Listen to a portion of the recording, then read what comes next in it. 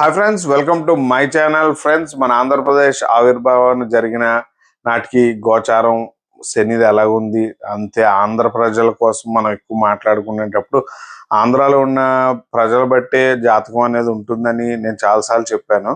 మీరు బాగా గమనించినట్టయితే ఫస్ట్ ట్రాన్సిట్ ఎప్పుడైనా శనిని చూసే జాతకం చెప్తాను పబ్లిక్ లైఫ్ని. Andhra Pradesh establishment date 1 October 1953. Andhra Pradesh divide అయిందనమాట. ఇండియాలో ఆంధ్రప్రదేశ్ అవతరించిన రోజు అని చెప్పొచ్చు.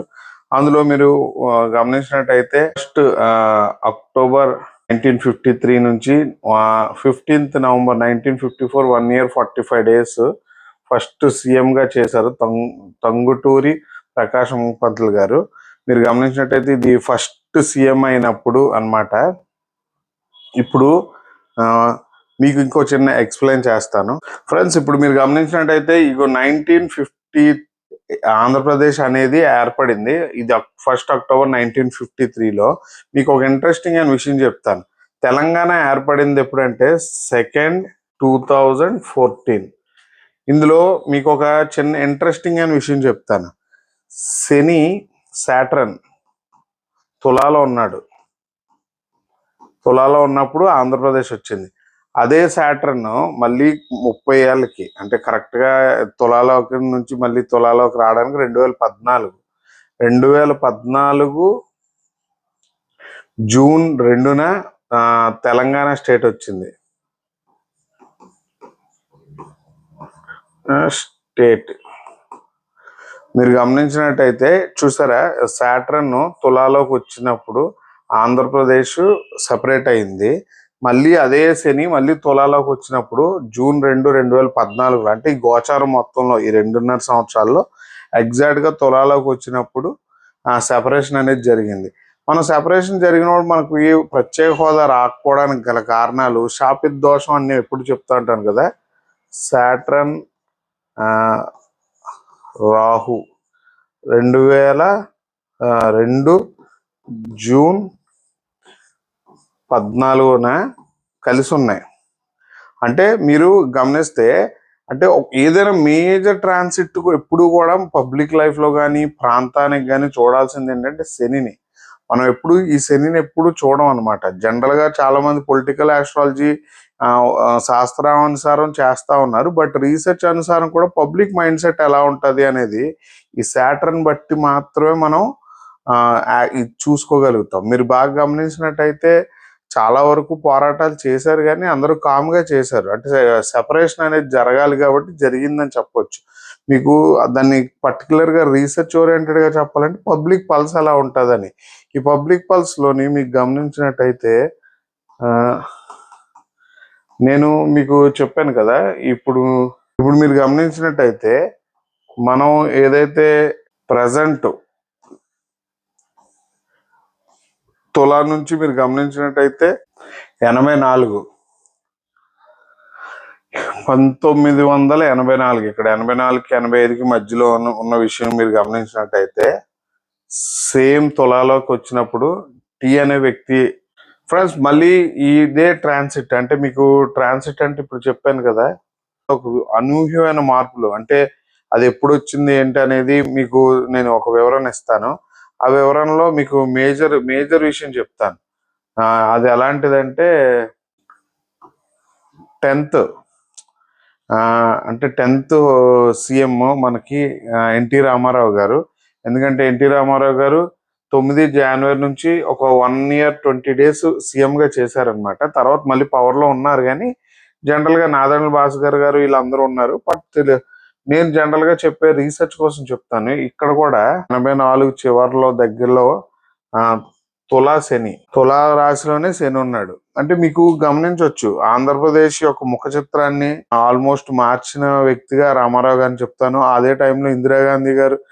ఇంకా క్లియర్ కట్ గా చెప్పాలంటే ఇక్కడ ఒక అనూహ్యమైన మార్పు వచ్చిందని చెప్పొచ్చు. ఇక్కడ ఏంటి, ఇక్కడ కూడా సాటర్న్ తులా, అంటే కరెక్ట్ గా 53 నుంచి ఇక్కడికి మళ్ళీ 30 సంవత్సరాలు పట్టింది అనమాట. మీరు బాగా గమనించినట్టయితే. ఎందుకంటే నేను ఆంధ్రప్రదేశ్ లో వస్తున్న మార్పుల్ని, మీకు ప్రజల యొక్క పరిస్థితి, ఇక్కడ కూడా ప్రజల యొక్క పరిస్థితి మీకు తెలిసిందే ఏం జరిగిందో.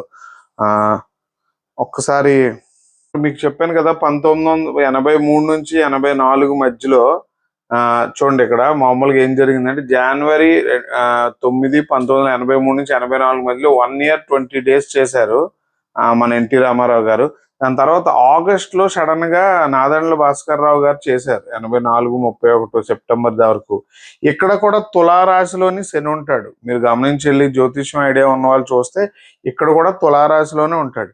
ఇలాంటి సర్కమ్స్టాన్స్ మనకి అంటే 30 years తర్వాత జరిగింది. ఆంధ్రప్రదేశ్లో ఏంటంటే ఇద్దరు సీఎంలు పరిపాలించడం అనేది అలా జరిగిందనే విషయం మీకు అర్థమవుతుంది.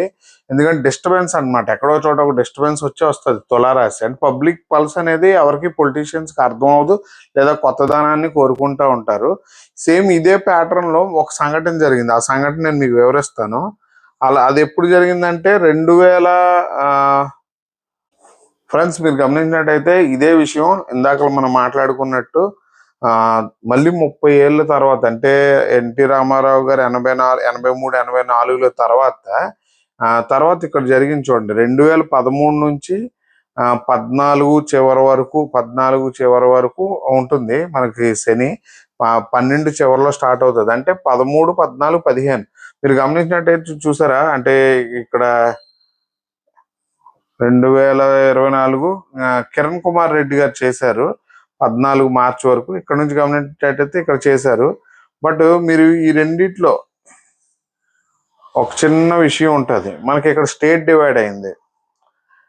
ఇక్కడ ఏంటి అయిందంటే స్టేట్ డివైడ్ అయింది. సాటర్న్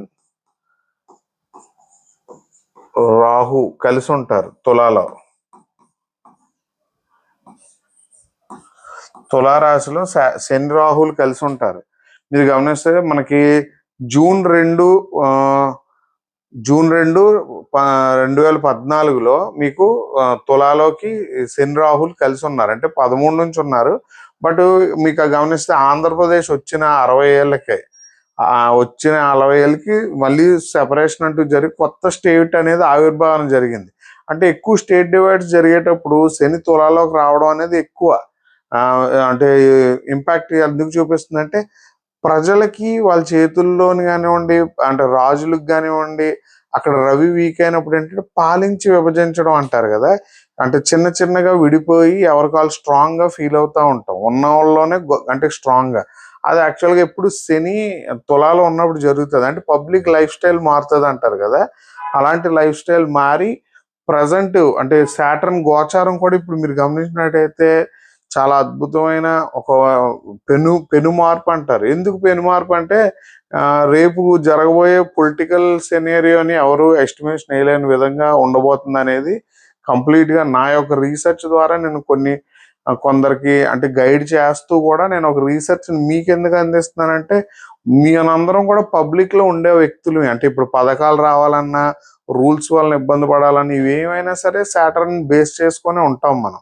ఎందుకంటే సాటర్న్ అనేవాడు ట్యాక్స్ పేయర్. ఎప్పుడు కూడా ట్యాక్స్ పేయర్ ఎవరు అంటే సాటర్న్ అనమాట. పబ్లిక్ అందరూ కూడా ట్యాక్సెస్ అనేవి ఎక్కువ కడతా ఉంటారు. వాళ్ళ లైఫ్ పథకాలు, వాళ్ళ లైఫ్ స్టైల్ అన్నీ కూడా ఉంటుంది.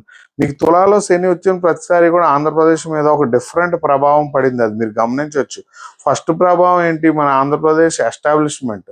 సెకండ్ ఇది రామారావు గారు లాంటి ఒక గొప్ప వ్యక్తి రావడం, ప్లస్ ఏదో చెప్పాలంటే ఒక రకమైనటువంటి ఒక రెవల్యూషనరీ పొలిటికల్ చేంజ్ ఏపీలో వచ్చిందని చెప్పొచ్చు. ఎందుకంటే ఈ రోజు వరకు ఆ ఇంపాక్ట్ అనేది, ఆ గుడ్ విల్ అనేది మనం చూస్తాం. మళ్ళీ తర్వాత మీరు గమనించినట్టయితే శని 2013-14లో వచ్చిన ఎఫెక్ట్ మీరు చూడొచ్చు. ఏంటో 14 ఎఫెక్ట్ అంటే స్టేట్ డివైడ్ అవడం. స్టేట్ డివైడ్ అయ్యి మీకు తెలిసిందే, ఇంకా స్టేట్ డివైడ్ అవడం అంటే మన కేసీఆర్ గారు సీఎం అవడం ఇవన్నీ కూడా జరిగినాయి. మీకు అక్కడ జరుగుతున్నప్పుడు కూడా ఇద్దరు పాలించడం అనేది జరిగింది చూసారు. 84లో కూడా ఏంటంటే రామారావు గారు, నాదెండ్ల భాస్కర్ గారు ఇద్దరు పరిపాలించారు. ఇక్కడ మనకు ఆల్మోస్ట్ ఏంటంటే అంటే మధ్యాంతరం అనండి లేకపోతే ఇక్కడ అనండి, ఇక్కడ కూడా ఆల్మోస్ట్ కిరణ్ కుమార్ రెడ్డి గారు 3 సంవత్సరాలే పరిపాలించారు. తర్వాత ఎలక్షన్ వచ్చింది. దానికి ముందు సర్కమ్స్టాన్షియల్ గా విషయాలు ఉన్నప్పుడు కూడా మేజర్ విషయం. ఎందుకంటే అక్కడ రాహు కూడా రవి ఇంట్లో చాలా ప్రభావం చూపించాడు. మీకు ఒక రీసెర్చ్ అర్థమవుతుంది. తులాలోకి వచ్చిన ప్రతిసారి కూడా ఆంధ్రప్రదేశ్ యొక్క రూపురేఖలు అనేవి ఖచ్చితంగా మారే తీరుతాయి. ఫ్రెండ్స్ షేర్ చేయండి, సబ్స్క్రైబ్ చేయండి. మరిన్ని ఇలాంటి ఇంట్రెస్టింగ్ రీసెర్చెస్ కోసం కొద్దిగా సపోర్ట్ చేసి నా వీడియోస్ని కొద్దిగా ఫార్వర్డ్ చేయండి. ఎందుకంటే నాకు మీరు ఇచ్చే దీన్ని బట్టి నా టైం అనేది దీని మీద ఎంత కేటాయించాలనేది నేను కూడా డిసైడ్ అవుతాను. నా రీసెర్చ్ నచ్చినట్టయితే మ్యాక్సిమం నేను మీకు తెలుసు నాకు వీలైనప్పుడల్లా కన్సల్టేషన్స్ 5గురికి 6గురికి అనేది చేస్తా ఉన్నాను. బట్ టైం లేకపోవడం మధ్యలో కొద్దిగా చేయలేనప్పుడు కూడా ఫుల్ ఫ్లెడ్జ్డ్గా నేను కన్సల్టేషన్ స్టార్ట్ చేయబోతున్నాను. ఎందుకంటే నా రీసెర్చ్కి కొంత డేటా ఫ్యూచర్లో కొన్ని పొలిటికల్ స్టేట్స్కి నా స్ట్రాటజీ ఇవ్వడానికి ప్రిపేర్ అవుతున్నాను. ఈ వీడియోని మ్యాక్సిమం షేర్ చేయండి. ఎందుకంటే మన పబ్లిక్ లైఫ్ మన యొక్క నాయకులు బట్టే ఉంటుంది. అది కంపల్సరీగా మీరు గుర్తించి ఇలాంటి నాలెడ్జ్ మీరు కూడా ఉంచుకుంటే అది మీకు మంచిది. Thank you.